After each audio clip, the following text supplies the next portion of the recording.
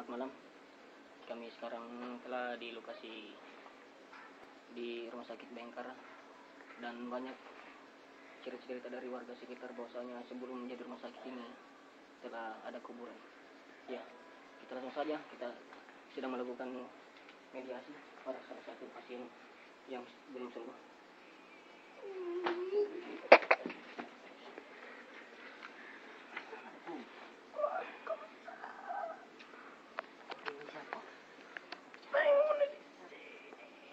Berapa lama Anda di sini?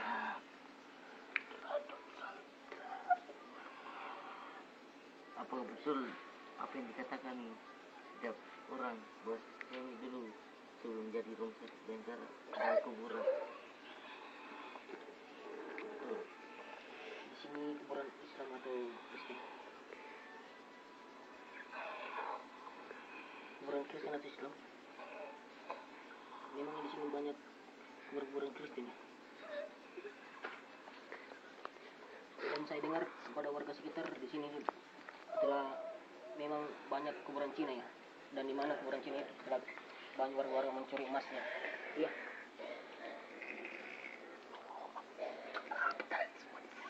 Tidak, kami cuma cari informasi karena sudah banyak isu-isu beredar di luar yang tidak jelas. Itu kami datang di sini untuk memperjelasnya. Ya, kami cuma ingin bantuan Anda.